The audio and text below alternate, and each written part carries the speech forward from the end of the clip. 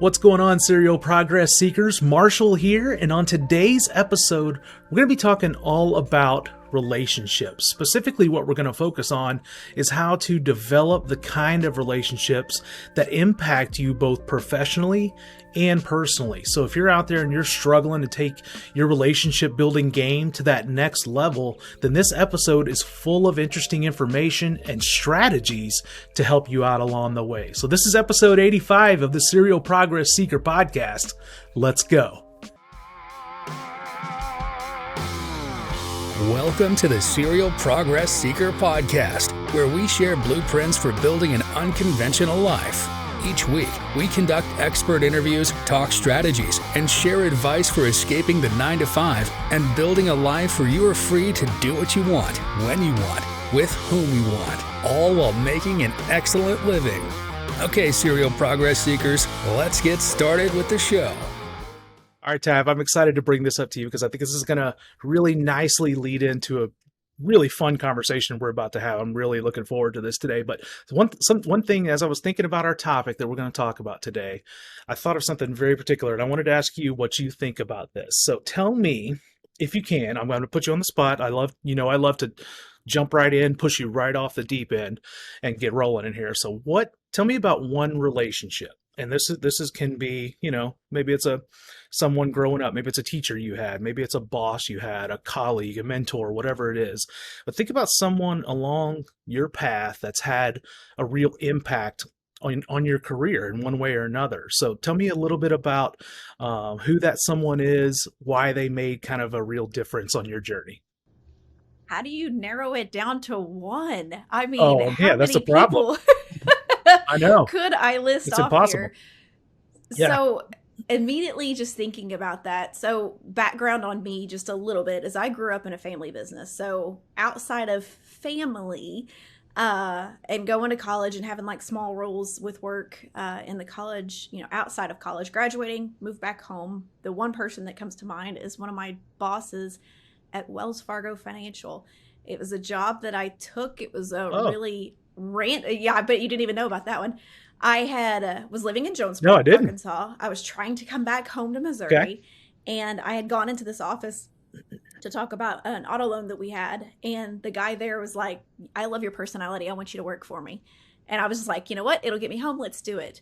But that boss was the one person who really instilled in me that I had value and I had worth, and I had just had my son, and he was like, you are capable of so much more than you ever imagined. Like, I grew up in this family business, so my whole mindset of worth was kind of, within this little bitty ball here. And he was the first person that really just really coached me and guided me. And his name was Craig Heiser. So Craig, if you're listening to this, thank you for pushing me to be who I am today. So that's the one. You? Oh, that's cool. Yeah, thank you, Craig. I appreciate you, Craig. That's awesome. That's great. And it's funny, a couple of things you said there kind of piqued my interest about, the guy I'm thinking of too, when I think about, and I'm the same as you, good grief. How many people have had such an impact along the way, kind of leading to this point? I can't count how many good, mentors and colleagues and friends and teachers that I've had along the way. But one in particular that I think about, so my first kind of real quote unquote job was, I was working in HR at the arena in Nashville. So where the Nashville Predators played, I was doing HR there. I was kind of in charge of their customer service and for the folks that ran the concessions there and stuff, right? And the gentleman that was my boss, he's an HR generalist, and I'm going to give a shout out to, just like you just did, Eddie Stankard. Eddie was a phenomenal boss.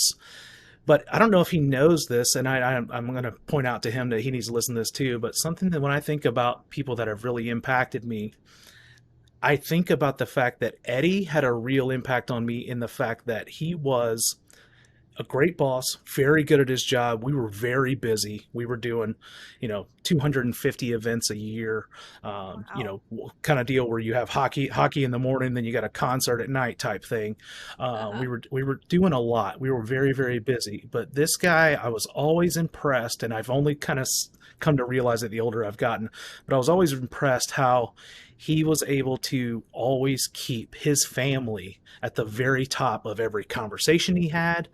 He was checking in with his family all the time while we were at work, no matter what was going on at work.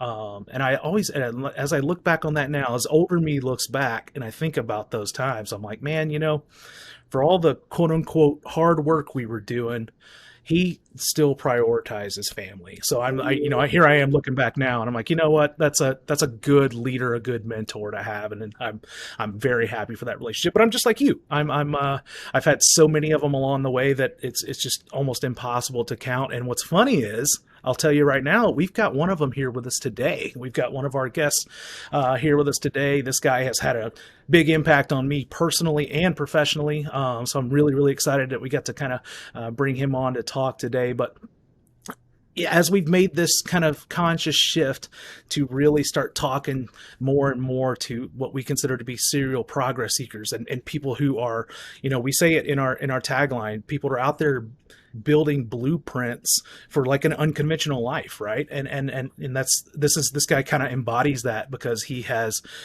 taken some incredible trips along his journey, and we're going to hear about that today. But I want to introduce him first of all. So this guy, Tabitha, is the president and general manager of Southland Casino in West Memphis, Arkansas. So little known fact, this is somewhere I used to work in the marketing department, had some great times. We were coworkers.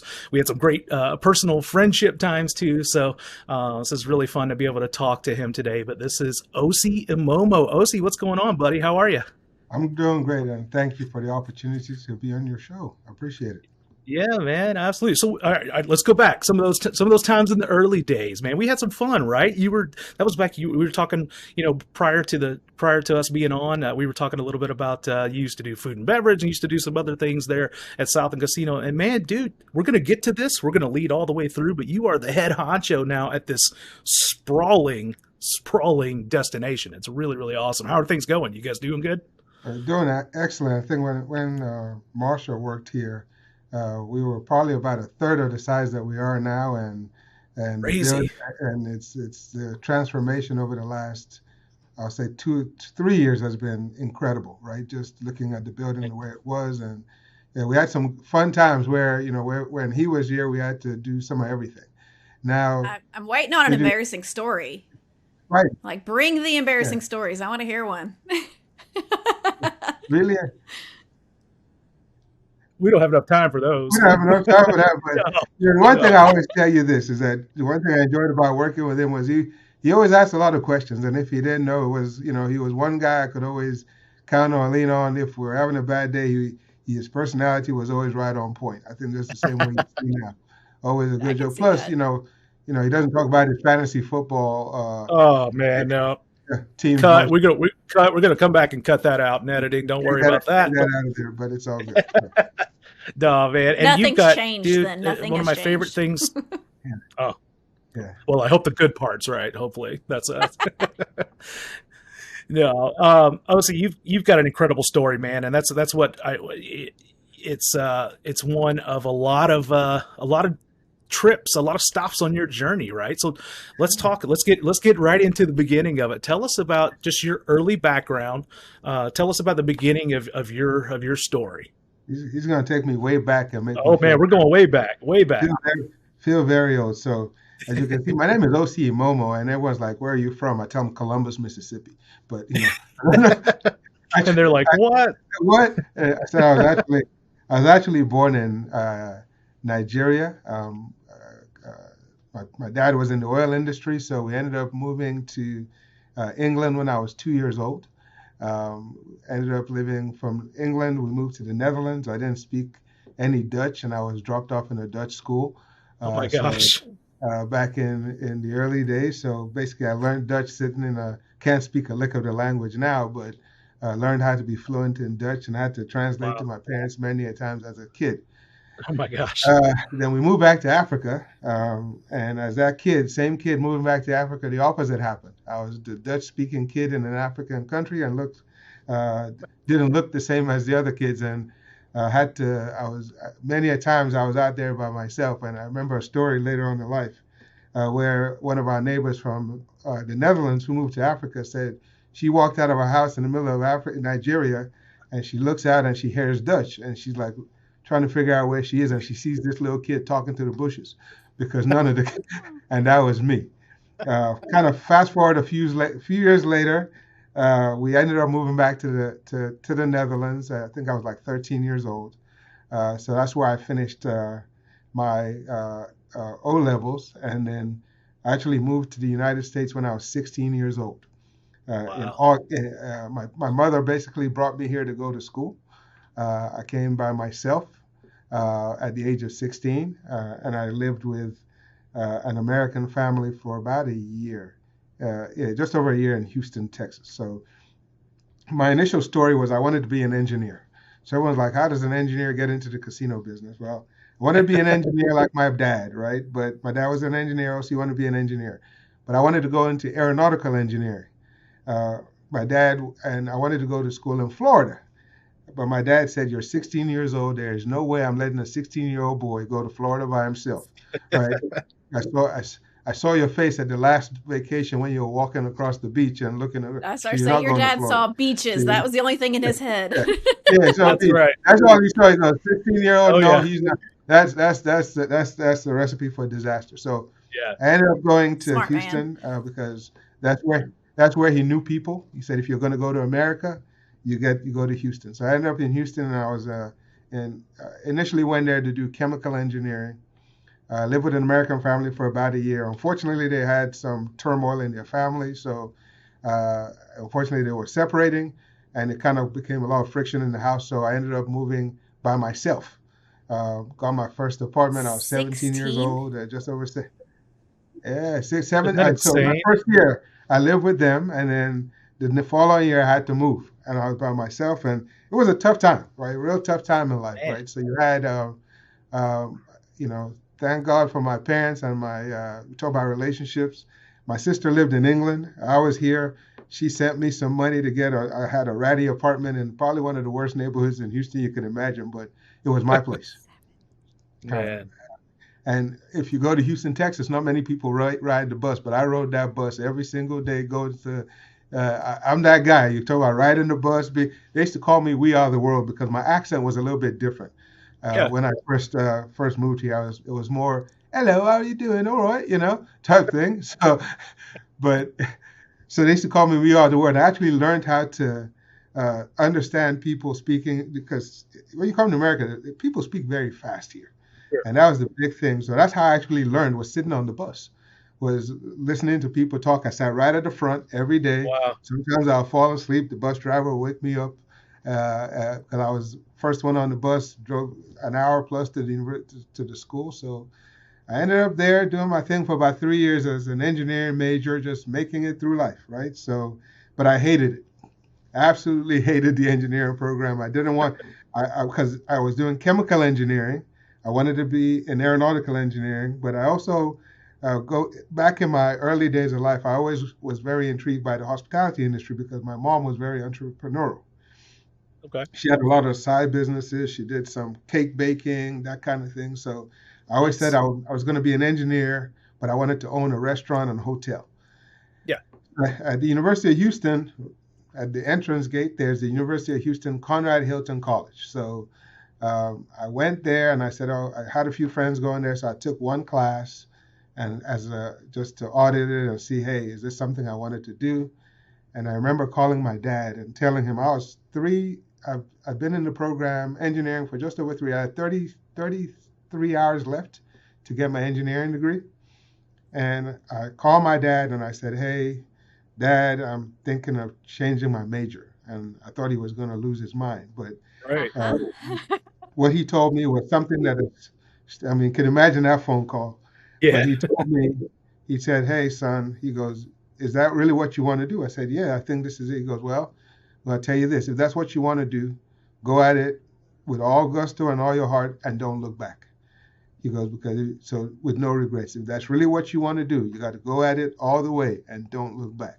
That's some good dad advice right there. That Man, is that's good good. That's what he told me. And, that stuck with me. Now, I thought, it's all good dad advice until your friend who was in school with you pulls up in his red BMW and he finished off his engineering degree and he pulls up in his car and he's like, hey, and I'm like, ooh, What did I do? told me to stick with this, right? Right. So, but I stuck with it, right? So, um, So, so we're here. I mean, what age are we to now? You're in your 20s by now?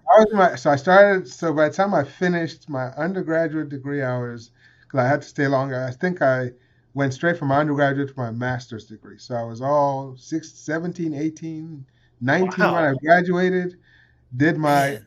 undergraduate degree. Then I was never thought I would be in a casino. That was never the point. I always wanted to be a hotel guy. Yeah. Uh, So I wanted to be a hotel guy, I've but got a kid that's 16 right now, and he is a sophomore in high school. Did you graduate early in yeah, order to go to college that early? everyone like Or is it different? Is it everyone's gonna different be fact overseas? checking me. So yeah, so We got a smart kid on our hands too, by the way. no, actually, I was so in Europe to do your O levels and your A levels, right? Which is so at the age of 16 you finish your O level degree, and with Okay. that high school degree you can go out and become a plumber or whatever you want to do if you don't want to go to college, and then if you want to go to Okay. college you do your last 3 years. So when I was Ah, coming to the United States, I took the SATs at the age of okay. 16, right? I took the SATs, and when I took the SATs, I barely made it. I wasn't a smart, trust me, it was a different exam. And my dad was at the point in his career where he was about to move back to Africa. So the reason why I came to the U.S. was I was either going to go back to Africa with him or go to a British boarding school and finish my A levels or take the SATs and see what happens. I took the Okay. SATs, and this American family was a good friend of ours. They had come to the Netherlands on holiday, and they basically said, "Hey, if he's interested in coming to the U.S., he can stay with us." So literally, it was relationships, Wow. right? Like you're talking Yeah. about the Wow. relationship my dad had with this person, and said, "Hey, if he comes out, he can come and stay with us." So that's what happened, right? And I passed, and he's like, "Are you sure this is what you want?" Yeah, If you had gone back to yeah. Africa, what would life had looked like for you had that road been the one you went down? I think it would look similar to I mean, my two brothers went back. So Okay. I think they went back and they finished high school there. But then my parents sent all of us to schools for college outside of Nigeria. So we all have very different stories. So I have a brother that ended up in Australia. I have one brother that still ended up in England. And my sister, she was in Dubai for a long time, but now she's in Houston. So we all ended up in just different Wow. Different pathways places. Wow. of different parts of the globe to do that. So Well, and that was another kind of focus of what I wanted to talk about too today, Osi, because the relationships have kind of carried you through not only your life and your mhm, career, but they've also taken you all over the freaking world, man. Like you've traveled like not a lot of people that I know from, especially in my personal life, have traveled like that. So, rewind a little bit, especially to some of those early years. You mhm. talked a little bit about, some language barriers and stuff like that. Was it hard to make friends and stuff like, and were your parents, kind of pushing for that for you, or did you have to kind of pick up the reins and do that yourself? Like, what was that like? I think it's two part. I think growing up back home, we have the culture back home is I always say my country is a big party country, right? A lot of people, a lot of friends, big families. So I think inherently that was in me, right? So Sure. and being from the country I'm from, if you kind of look at the whole map of Africans who travel, probably most of them come from Nigeria. Is that entrepreneurial spirit? Get out, go see the world. If you have an opportunity, take it. So, everyone asked me, "Were you scared?" And I'm like, "No." When I first came here, no. It was like I remember that day so vividly. I think it was August 6th, 1993. I was in Houston, and it was like I remember being in River Oaks and being in this office building and looking out and seeing the Astrodome. I'm like, man, this is cool, right? Yeah. And I remember my mom crying at the airport and leaving me there and going. I'm like, "What you crying for?" I went because I went to a boarding school when I was like 11 in Africa. So Yeah. we leave home early. Most times you get kids, they leave home I was 11 years old. I was in a boarding school. So leaving home was not the challenge. I think the big challenge there became probably later on in life as you're moving on and you want to get things done, and is the network, right? So you have to build that network up. So, Yeah.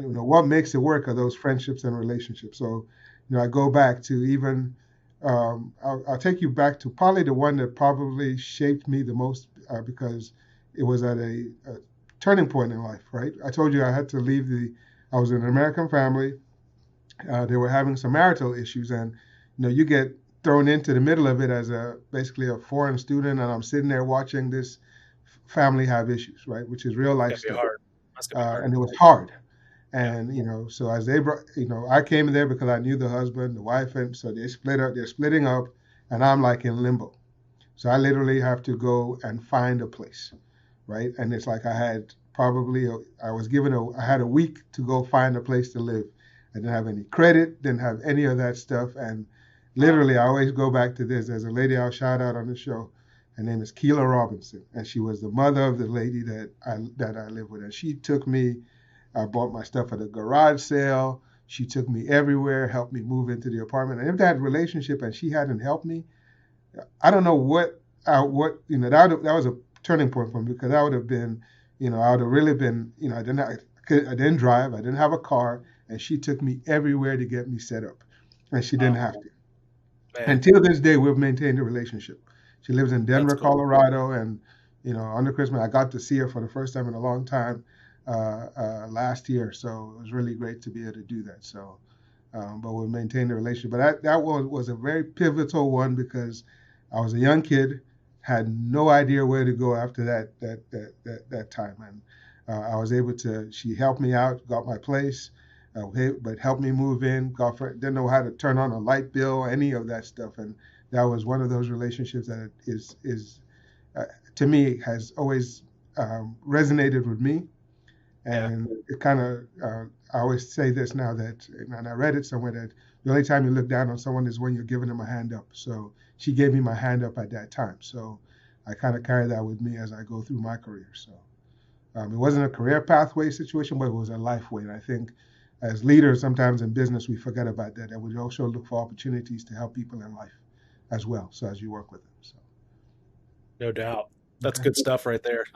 I love that quote too. I'm gonna come back and hang on to that quote, because that's really, really good. So tell me about, go to the part where you're starting to take maybe the direction of hospitality. Obviously, you said your mom kind of helped you choose that path, or at least, knowing your mom and knowing what she had been doing kind of made you think, okay, this is kind of a way that could. So what from there, obviously you go, oh, okay, hospitality could be a thing. What kind of relationships you got to make from that standpoint? Where do you, what helps you steer from there and kind of move into kind of your profession where you ended up to this day? So I look at it, I mean, the good thing is the hospitality business, I always tell you, is like, it's a family, right? So sure. It's a hard way to make a living early, I'll tell you that. So I look back at, the first, even if I go back and look at the relationship I built from, just University of Houston, and sitting down with some of those, because, once I got into the college, some of those relationships I still have. And then trying to pick a pathway in your career, right? So, did I ever think I'll be in a casino? Absolutely not. What happened was that I had a friend who went to go work for I'll say the Al Capri Casino the year before I graduated. Okay. And he came back for a recruiting visit at the career day, and he said, "Hey, why don't you come and work at a casino?" I'm like, "I've never been to a casino before." So he goes like, "Well," so I pick up a book from the table he was recruiting, and I read the book, and I thought, it seems pretty cool. And I had an interview, and then they said, "Hey, we'd like you to come and work for us." That's literally how it happened. Wow. And what was that job?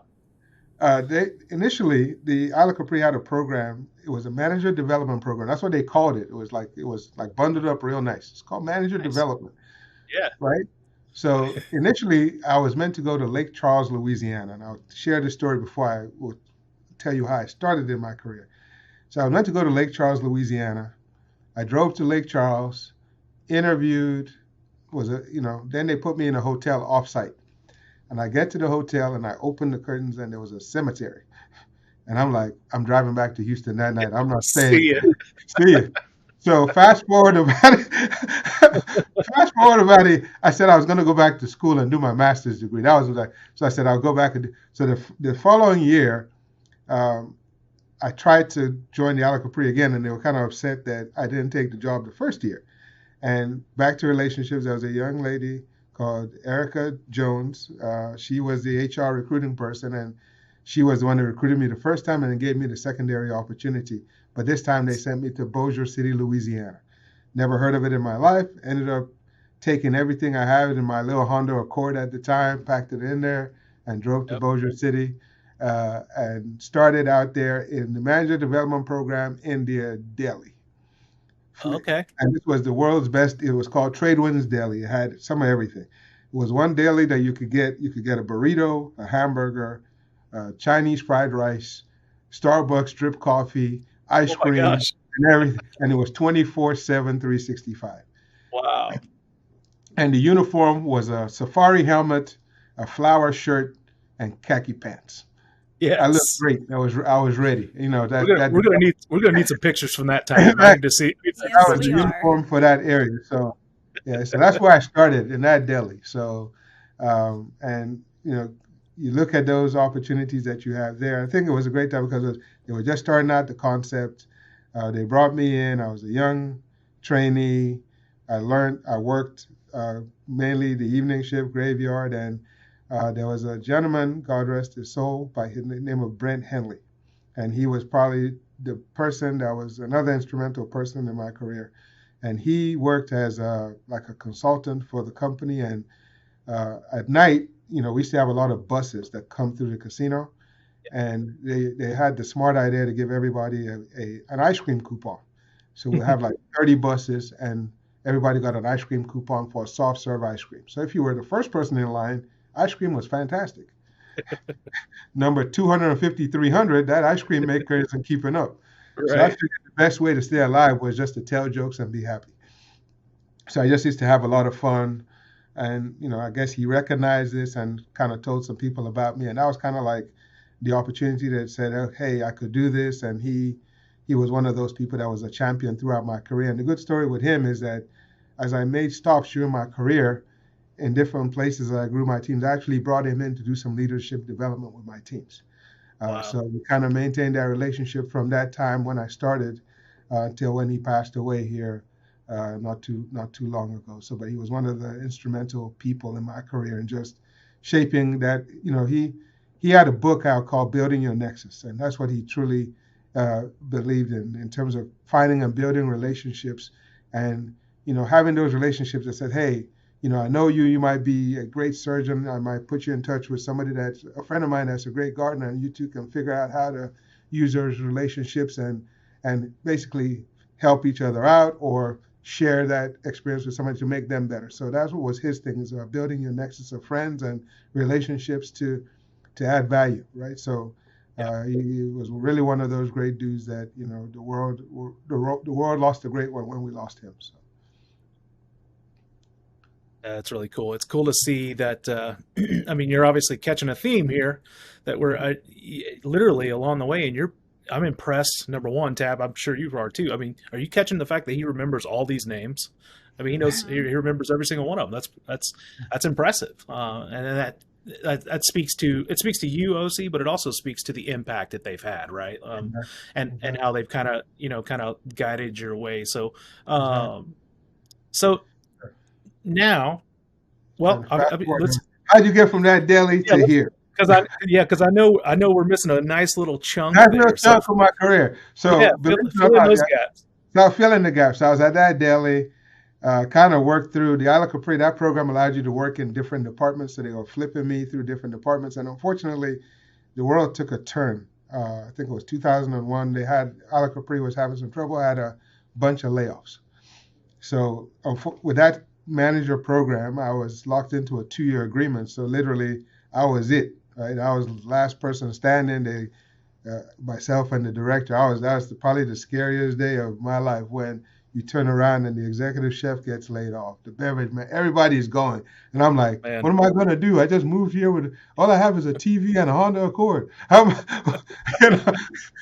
So they ended up keeping me and saying, hey, you know, I went from trainee to graduate very quickly, and basically had more responsibility than I would have ever thought about at that age, right? So I kind of worked my way up, and then somehow or the other I ended up in the kitchen, because I wanted to be, at that time, my dream was I want to be a food and beverage director.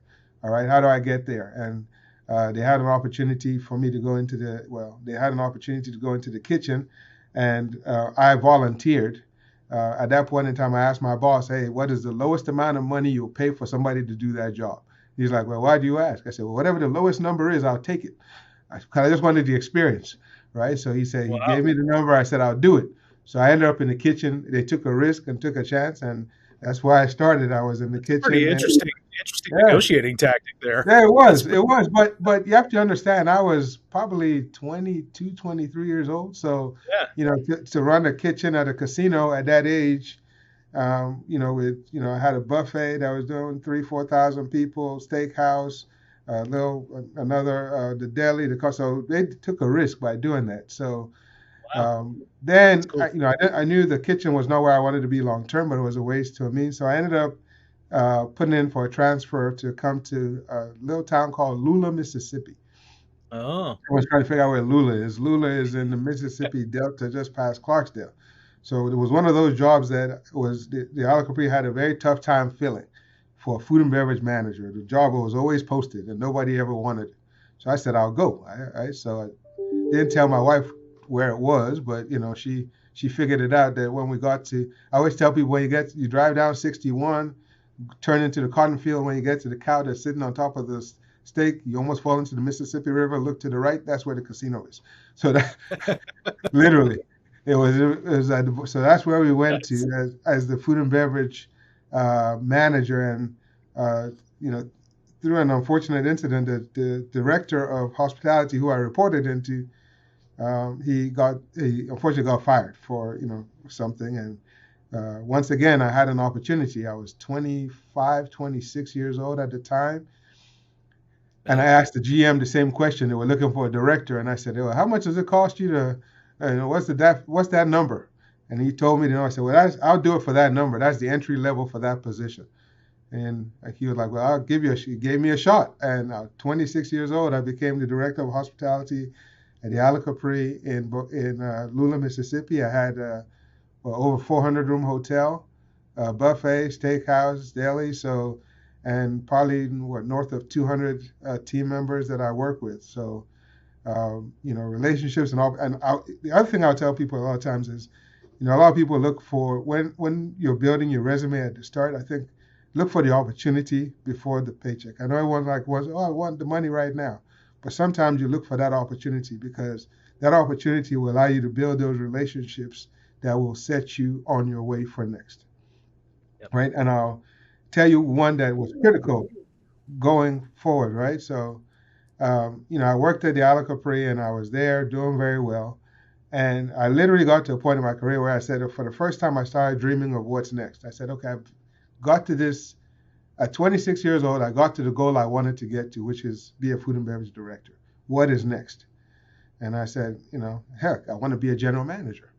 And, I'm like, okay, so how do I get to be a general manager in the company? And I look around the Isle of Capri. There weren't many F&B people or hospitality people that were in the general manager role. A lot of them came out of finance, marketing. So I was just not in the right spot, I felt. So Delaware North, with the company I work with now, had an opening at Southland for a food and beverage director, which was, to me, a lateral move from where I was, but to me, the opportunity to be with a company that was a food service company at heart, a hospitality company, I felt would give me the opportunity. And I quite frankly told my wife, I don't care if I'm the general manager of a popcorn stand. I just want the opportunity to see if I can do it. So I came here to interview at Southland, and lo and behold, the gentleman that was the general manager at the time, Troy Keeping, he's a friend of Marshall and myself. Go back to relationships. One of his dear friends was my general manager when I was at the Isle of Capri in Bossier City all those years before. Wow. So I walk into an interview with somebody that is a good friend, and he's looking at my resume, and he goes, do you know this person? And to me, what you talk about relationships, and work ethic. And that if I hadn't put my best foot forward all those years ago, and I show up at this interview now, what would have the result been? So that opportunity would have never happened, right? This opportunity would have never happened if I didn't give my best at that ice cream stand many, many moons ago at the Deli, right? When you thought nobody was looking. And that's why I tell the team that I work with now is that your moments of opportunity are when you think nobody is looking. And that is when I walk the floor as well, to look for those opportunities when they think nobody's looking, so I can identify who is next and build those, and then the relationships you build, how you maintain them, how you treat people matters, because you never know when the next moment of truth is coming. So that to me was like how I got into Delaware North. So that relationship, he gave me a good recommendation, so I get in. And quite frankly, I built a good friendship with Troy, who was the general manager here at the time. So that kind of started my career here. Then got promoted into the assistant general manager role. And then, same thing happened. I was looking for next. They gave me an opportunity to go to Wheeling, West Virginia. Never thought I'd end up in West. If you put it on a map and say, hey, West Virginia, first time I walked into West Virginia was the day I was going for that job. It wasn't even a job interview. They said, hey, go. I said, I'll go. And they were looking for a general manager. And I said, hey, I'll go. And they were like, have you ever been to West Virginia? I'm like, no, but I'll do it. I wasn't afraid. Right. So, but that also goes back to my early life, right? Which is I came here at 16 by myself. So I bought that calloused me. Right. So when it comes time to do something new, I'm like, hey, look, it's an adventure. And luckily enough, I'm blessed with a wife who has allowed me to do that now, and she allows me to say, hey, what's next, right? So, so we go on the adventure to West Virginia, and Delaware North has another opportunity in Illinois, and they say, hey, we want you to go do it. So I ended up in Illinois, walking around bars all day, putting in slot machines into bars and restaurants in every nook and cranny of Illinois. I actually tell you a cool St. Louis story. During the pandemic, we were struggling with coins, right? Because at the bars and restaurants, you have to pay out with coins. So you talk about the power of relationships and the company that you work with. The only place I could get, one of the few places I could get coins was at the stadium over there in St. Louis, at the St. Louis Cardinal Stadium. So I drove a truck down and was able to get the team to help me and buy coins and take care of our guests in Illinois. So it was a cool thing. We met up and had drinks that night, Tabitha, and you should have seen us sitting at the bar because we're like looking over our shoulder, making sure that no one's about to pop out, because this guy's just carrying coins. It was so funny. So funny. So it was cool. But that's the first time I got to see him for the first. But it was good. It was good to catch up. It allowed me to at least come down and see Marshall for the first time. That's right. And then that led you to where you are now. So fast forward to last year, and then I got a phone call saying, hey, the general manager here is retiring, which is he was retiring. He was also another good friend of mine. It was actually my boss at the time, a long time ago in my career. And he actually told them that if there was anyone to replace him, it would be me, because the personality, knowing the property. So the company gave me the opportunity to run the largest operation they have. And, I'm humbled. I'm blessed to do it. And every day is a blessing. I think it's, when you come into a place that has, we have over 1,400 people that work here. That's 1,400 folks that are, every day I look at it and go, how do I impact? How do I make it better for them? Then, the guests that come in here on a busy, I think when I was looking at it the other day, a busy Saturday, we have about 17,000 guests come through the building. So it's like any big major arena. So just a lot of stuff going on, a lot of cool, fun stuff happening. And, who would have thought that little kid that came here at the age of 16 would be doing this? And, I've been blessed beyond anything I can believe. It's, yes, it's hard work, but I don't think I've ever worked a day. I've always had fun every day. So I can't, people tell me, is there a lot? I said, I just enjoy it. I enjoy the people. And I think that's probably the big thing. I enjoy the people that I work with, the relationships that I've built. It's all good. It's all good. When your dad asked you if that's really what you want to do for the rest of your life, and you said yes, that was a right answer. Yep. And he told me don't look back, and I haven't. Right, except that one day with the BMW. That's the only day I could tell you that. That was a tough one.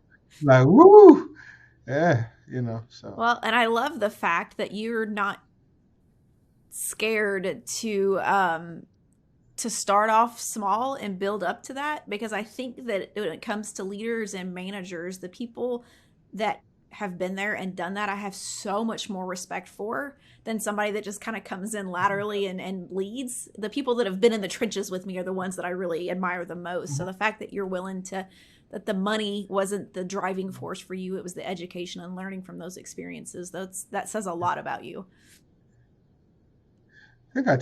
thank you, and I think I tell that to a lot of the team. And I tell that to a lot of the team I work with now, because you see yourself in a different point in your career, right? And the younger people see you and they think, oh, he just came in, he's a general manager, but they don't know the story, right? So, Yeah. and I think more than I don't, a lot of times I don't tell the story. What I do is try and tell a story to help them get to their dreams and find out what they want to do.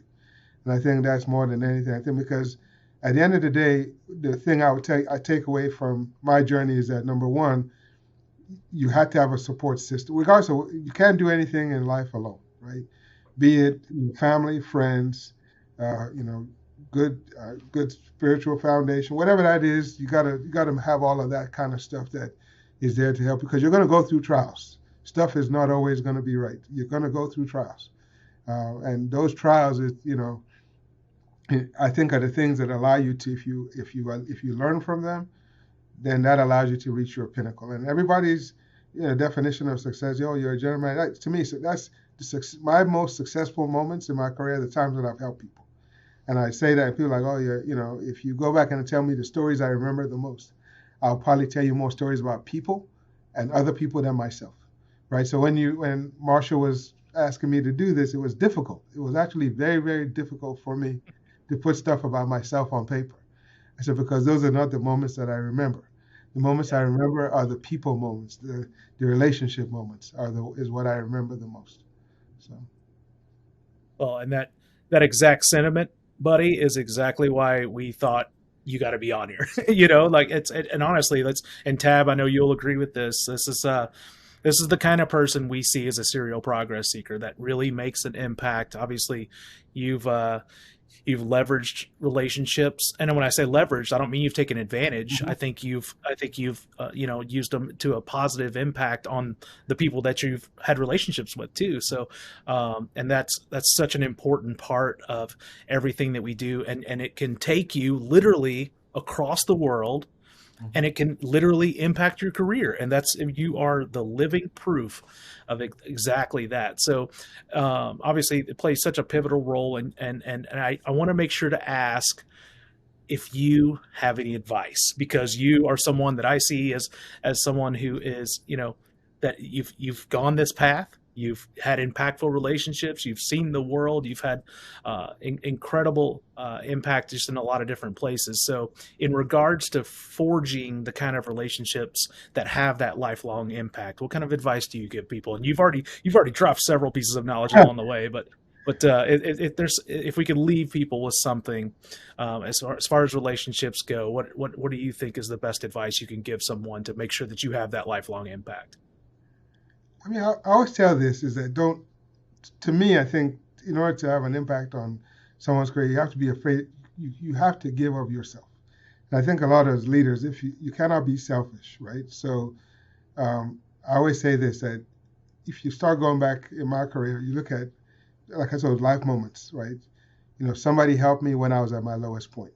As people, we always have to be willing and able to help somebody and give a hand up. We are too quick to always, and it's, I look at those moments, and I'll share one with you. I was on the gaming floor here at Southland a few days ago, and there was a young kid who was I think he was in our, sorry, I apologize. He was in our commissary department, and he was just talking about career and life and stuff. And I heard the conversation in passing. And I said, hey, I kind of stopped and I said, hey, can I talk to you for a second? I said, hey, don't be afraid to drink. I said, you have stuff that you want to do. If there's ever anything I could do for you, don't be afraid to stop and ask, right? And we kind of talked for a little bit, had a private conversation about what he wanted to do. And till this day, I'll stop him and say, hey, how's that going? How can I help you? And I think that is the big thing, that the big advice, not only you, but I think a lot of people think you can't do that because you haven't achieved X. Where you are in life right now, and what you guys are doing with the podcast, there are people looking at you going, hey, how can I get to where you are? And I think don't be selfish with the gifts that you've been given. And that is the biggest advice I'll give to everybody. And that, to me, it will make the work area a better place. It'll make the world a better place if we are all willing to share the gifts because we all have gifts, right? No matter how small that gift is, we all have something that makes us unique, special. You might not have traveled the world. You might not have done all the things that you, in your heart, that you want to do, but you have a gift that you can share. And don't be afraid to share that gift is what I'll say. Man, I couldn't say it better myself, man. It's awesome that we get to sit down and talk to you about that. Now, before we let you go, I want to make sure we bring this up because we've touched on it a little bit, but you are the head honcho at literally the biggest entertainment destination in an entire region of the country. So I want to make sure people understand that how big Southland is and how wonderful it's doing. So tell us about this most recent, I know you've had a giant renovation recently and stuff like that. Did. So tell us what's going on. Yes, we did. We opened the new casino, which has over close to 2,400 slot machines, about 2.5 football fields long. My gosh. Of slot machines. We have fantastic restaurants from a great steakhouse called Ignite. We have craft beverage bars, which are actually award-winning bars. We are on the way to San Diego in March to nominated for a Vibe Award for our beverage program we have here. So high-end, fantastic drinks. We have I call it the date night buffet because it's the only buffet I've been to that, the tablecloth with the napkins and real silverware. And it's a fantastic, all the chefs cook in front of you, great buffet product. And then a fantastic hotel that opened, 300 rooms, beautiful rooms. There's not a bad room in the house. So, it's one of those things. I think it's the shining jewel of this area. It's proud to see. A lot of people talk about West Memphis, and whatever that brings to mind, I think we have changed the landscape of this place and made this a proud place. And we are, to me, I'm proud to be part of this community and what the company, our parent company, Delaware North, has put into it. I think it is, and I told the mayor here that this is the beginning, right? So, and the hope is that this is the thing that sparks this area again. And brings more people to the area. We are, it is, to me, it's a venue to me that is, if you're thinking about going to Vegas, forget about it. Just come here, save yourself the flight, and come down and check this thing out. I think it's, you at least have to come once, and I think people come in and I see, I know we've built something spectacular is when you see people going live on social media going, wow, I can't believe this is in our backyard. I can't believe it every day I walk into the building of just how beautiful a facility this is, and we have a little something for everybody, and we're getting better every day. I think even this weekend, one of our goals is to create a vibe at this casino. So we're trying to bring in more live music, more that kind of stuff to have more kind of an entertainment vibe. We know we have the great restaurants, we know we have the great rooms, so it's just a fun place to be in, an exciting time. To be in this market. So, very exciting stuff. So, man, that's awesome. So I want to make sure that we point this out because Osi, you were so nice to offer up a little surprise, man. We've got some surprise for our listeners, and you tell us a little bit about what you got set up for them. So, I mean, because Marshall is a good friend, and I've made a good friend in Tabitha also. What I'm going to do is this, and I know you're broadcasting out of St. Louis, and yes, great stuff in St. Louis, but I think, guess what? You guys need to come check West Memphis out. Yep. So I think what I'm putting together is a little stay, play, and eat package for some of your listeners. I think you guys can figure out how you want to give it away, but I think we're offering five of these packages for an overnight stay. I believe it's $100 in play, $100 in food for your listeners, and and just really as you talk about friendships and relationships, and the relationship that we built, and to support you and Tabitha as you grow your your footprint, and also getting a chance for your viewers to experience West Memphis. So it's a power of good relationships. I'll say that. So. That's awesome. Tabitha, we got some eating and some gambling and some hotel staying to do. That's what I hear. That sounds pretty you awesome, guys, right? you are invited as well. I mean, you can. I'm like, how do I finagle myself in there? Yeah, look, you have 5 to give away, and I would actually like you to come down and host one of your We have a little podcast stage where we have a sports book which we have, and we do a little podcast out of there, so you can dial in and do your podcast from right there as well if you want to come down and experience it for yourself. So yeah, and we heard. You heard steakhouse and craft cocktails, right? That's what I heard. I heard food and drinks. That's all I heard. Man, that's awesome. That's awesome. We appreciate you bringing that, Osi. And I think to what we want to do is we want to offer that, to our listeners. And so if you're listening to this right now, number one, if you were impacted by Osi's story, and I'm going to tell you right now, if you've been listening, you were impacted because Osi's story is incredible. He's got a million great stories and stops along the way, but little knowledge. I don't know if you picked up a lot of those things that he's dropped along the way, but there's a lot of gold in the last a little bit short of an hour or so. So if this story impacted you at all and made you kind of want to get out there and forge more relationships, maybe you're taking the next step in your career, or you're making a move in your career, whatever it may be, forging relationships can literally take you across the globe and can advance your career while you're doing it. So if that story impacted you, do us a favor. Leave us a review, drop us a comment wherever you're listening to this right now, and we are going to enter you in to win one of these eat, play, and stay packages. Just like Osi said, it's going to put you up for a night in West Memphis, which is literally just across the river from Memphis, Tennessee. It's going to give you $100 in food credit, and it's going to give you $100 in gaming credit. And I think that's going to be a hell of a date night, just what Osi just said. That's going to be a good night right there. So if you're a winner, obviously our team will reach out, but we just want you to tell us what you thought of the story, because that's our favorite thing about what we get to do is interacting with our audience and us sharing stories and being able to tell more of these amazing serial progress seeker stories. Osi, it's always so cool to be able to jam with friends and like-minded folks. That's my favorite part about what we're doing. We've got a lot of great guests lined up from all of our backgrounds, and even some that we don't even know yet. We're just going to be hitting them up saying, hey, come jam with us, come talk with us, because we are just looking for folks that are making an impact on the world. And it's really, really fun to be able to have that. You talk about vibe, and we got the same kind of vibe, the three of us just sitting in this room. We all subscribe to the same ideals, right?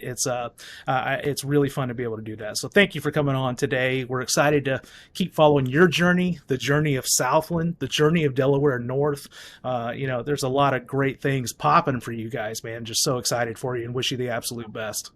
I thank you, and I appreciate the opportunity, and I'm looking forward to seeing your continued growth. You guys are doing some great things, so really proud of you, and continued success. If there's anything I can do, you know how to reach me, right? So. Absolutely. Thanks so much for checking out this episode of the Serial Progress Seeker podcast. If you want to listen to more episodes, learn more about our mission, or send us questions or feedback about the show, go to serialprogressseeker.com. You can help the mission by subscribing, reviewing, rating, and commenting wherever you listen to or watch podcasts.